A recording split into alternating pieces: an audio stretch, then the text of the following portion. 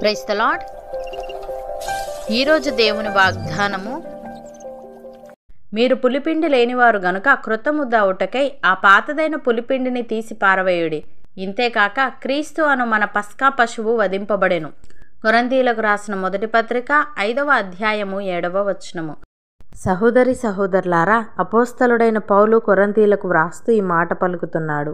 దుర్మార్గతను తొలగించడమును గూర్చి, వారు నూతన పరచబడటమును గూర్చి ఇక్కడ తెలియజేస్తున్నాడు. క్రైస్తవ సంఘంలో పాపం అతి స్వల్పంగా ఆరంభమై సంఘమంతటా వ్యాపించవచ్చని పౌలు భావించి క్రొత్త ముద్ద అవుటకై ఆ పాతదైన పులిపిండిని తీసి పారవేయుడని హెచ్చరిస్తున్నాడు. పాపాన్ని తక్షణమే కఠినంగా పరిష్కరించడం అవసరం అనేందుకు ఇదొక కారణం.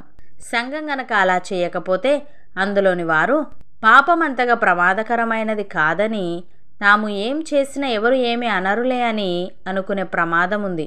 సంఘం కొత్త ముద్ద వంటిది. పాత జీవితానికి చెందిన విషయాలకు అందులో స్థానం ఉండకూడదు.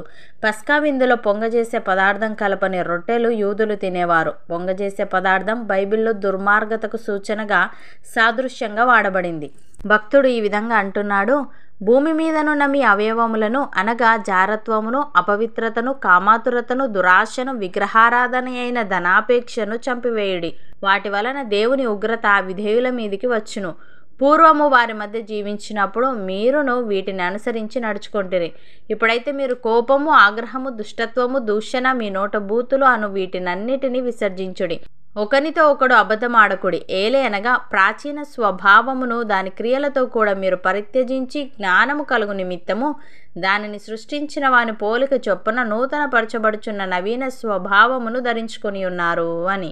ప్రియులారా, పక్షపాతము లేకుండా క్రియలను బట్టి ప్రతి వానిని తీర్పు తీర్చువాడు తండ్రి అని మీరు ఆయనకు ప్రార్థన చేయుచున్నారు గనుక మీరు పరదేశులై ఉన్నంత కాలము భయముతో గడుపుడి. పితృపారంపర్యమైన మీ వ్యర్థ ప్రవర్తనను విడిచిపెట్టినట్లుగా వెండి బంగారముల వంటి క్షయవస్తువుల చేత మీరు విమోచింపబడలేదు గాని అమూల్యమైన రక్తము చేత, అనగా నిర్దోషమును నిష్కలంకము నగు గొర్రెపిల్ల వంటి క్రీస్తు రక్తము చేత విమోచింపబడితిరని మీరెరుగుదురు గదా.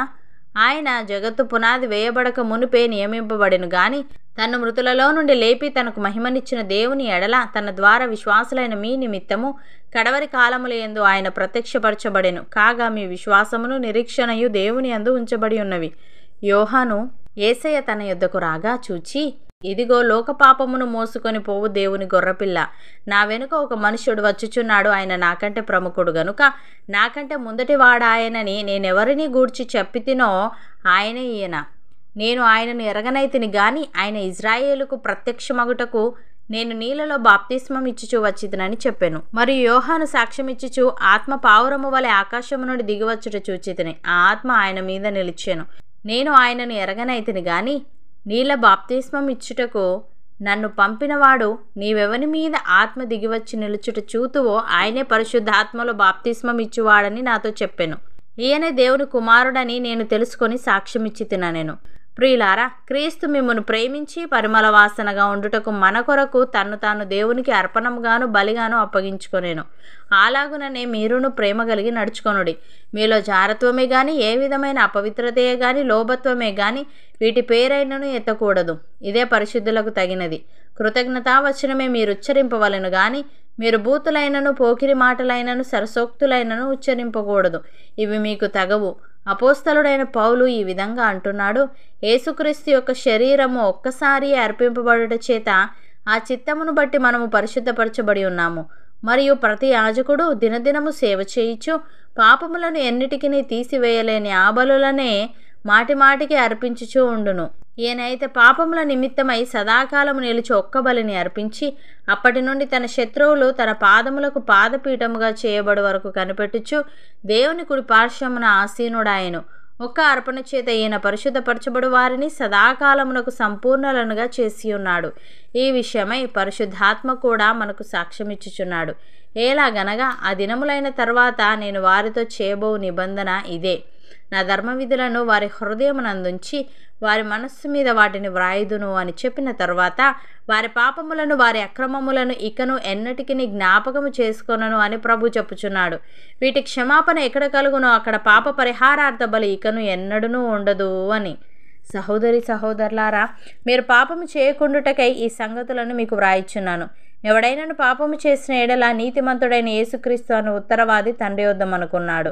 ఆయనే మన పాపములకు శాంతికరమై ఉన్నాడు. మన పాపములకు మాత్రమే కాదు, సర్వలోకమునకును శాంతికరమై ఉన్నాడు. మరియు మనం ఆయన ఆజ్ఞలను గైకొనిన ఎడల దీని వలననే ఆయనను ఎరిగి ఉన్నామని తెలుసుకొందుము. ఆయనను ఎరిగి ఉన్నానని చెప్పుకొనుచు ఆయన ఆజ్ఞలను గైకొనని వాడు అబద్ధికుడు, వానిలో సత్యము లేదు. ఆయన వాక్యము ఎవడు గైకొనునో వానిలో దేవుని ప్రేమ నిజముగా పరిపూర్ణమాయెను.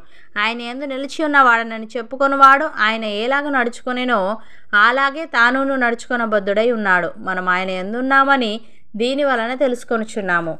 అవును అన్నవారు నాతో పాటు ప్రార్థనలో ఏకీభవించండి. పరిశుద్ధుడా, ప్రేమగల తండ్రి, మేము పులిపిండి లేనివారము గనుక క్రొత్త ముద్ద అవుటకై ఆ పాతదైన పులిపిండిని తీసి పారవేయాలని నీవు సెలవిచ్చావు. తను నీకు స్తోత్రములు.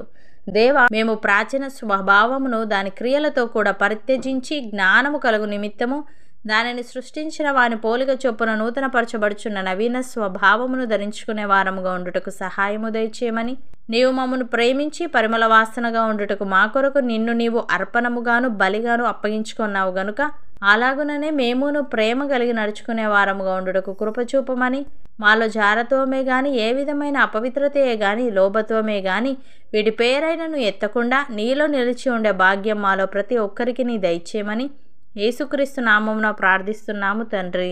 ఆమెన్.